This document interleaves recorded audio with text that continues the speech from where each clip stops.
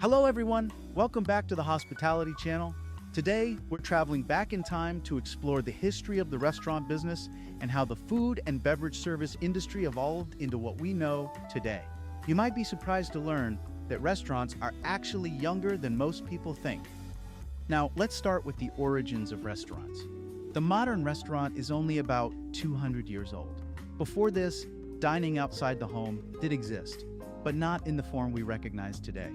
Restaurants as we know them, offering menus, individual tables, and choice are a relatively modern invention.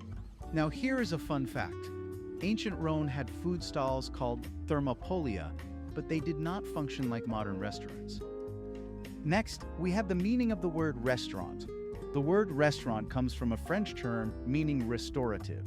It originally referred to broth-based soups believed to restore health and strength. Over time, the word evolved to describe a place that restores people not just physically, but socially. Did you know early restaurants focused more on health than luxury dining? And now, we have dining before restaurants. Before restaurants, many city dwellers did not have kitchens at home.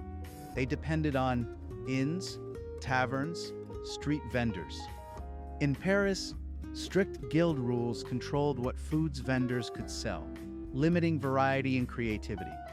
Here's a fun fact. Some vendors were legally allowed to sell only one specific dish. Now, let's move on to the first restaurant claim. A man named Mr. Boulanger is often credited with opening the first restaurant in 1765 France. However, historians still debate this due to lack of solid evidence. Here's a trivia. The first early restaurants mainly served soups and broths, not full meals. And now let's proceed to the aristocratic dining. Before the French Revolution, fine dining was reserved for mansions, palaces, and luxury hotels. When aristocrats were executed or displaced, their private chefs lost employment, and many opened public dining establishments. This helped spread fine dining to the public. Did you know the French Revolution unintentionally democratized fine dining? Moving on to the problems in early kitchens. Early kitchens were extremely hot and unsafe, disorganized, and operated by chefs treated as servants.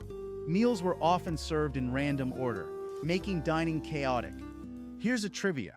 There were no standard recipes, so the same dish could taste different every time. Next, we have Escoffier's influence. Georges Auguste Escoffier, known as the father of modern cuisine, revolutionized restaurants while working in Monte Carlo and London. He brought structure, discipline, and professionalism to the kitchen. Here's a fun fact.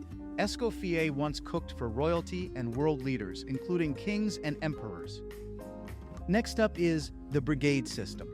Escoffier introduced the brigade system, dividing the kitchen into specialized roles: chef de partie, saucier, commis, etc.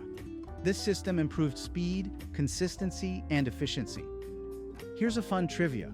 Most professional kitchens today still follow this structure. Up next is the hygiene and professionalism. Escoffier also improved hygiene by requiring chef hats and scarves, and banning smoking and drinking in kitchens. These rules elevated cooking from labor work to a respected profession. Fun fact, chef hats originally showed rank and experience, not just style. Next, we have the influence in Britain. Escoffier transformed English dining by introducing the first a la carte menu in Britain, allowing guests to choose individual dishes. This raised expectations for restaurant service and quality. Fun fact, before a la carte, guests ate whatever was served, with no choice. Let's move on to the lasting legacy. Escoffier authored Le Guide Culinaire, which remains a foundation of modern culinary education. Many culinary schools still teach his techniques and systems today. Fun fact, some recipes in Le Guide Culinaire are over 100 years old and still used. Next is the why restaurants are hard to run. Restaurants are one of the toughest businesses due to high startup costs, cash flow problems, perishable ingredients, and labor and operational demands. Trivia, even popular restaurants can struggle behind the scenes. Moving on to failure rates. Statistics show 25% fail in the first year and 60% fail within 3 years. Competition and poor planning are major reasons. Trivia: profit margins in restaurants are often only 3 to 5%. Lastly, is the common mistake of new owners. Many first-time owners focus on their dream concept, not the market's needs. Successful restaurants understand their target customers, the neighborhood, and strong promotion from day one. Did you know great food alone does not guarantee success? To wrap it up, the restaurant industry is relatively young, about 200 years old, and the word restaurant originally meant to restore. Before restaurants, people depended on inns, taverns, and street vendors due to limited home kitchens and strict guild roles. Escoffier modernized dining through the brigade system, better hygiene, and higher professional standards. He transformed British dining with the first a la carte menu and authored Le Guide Culinaire, which is still used today. Restaurants are hard to run because of high startup costs, cash flow issues, food waste, high failure rates, and poor market focus. Understanding this history helps us appreciate why professionalism, structure, and guest experience are essential in today's restaurants.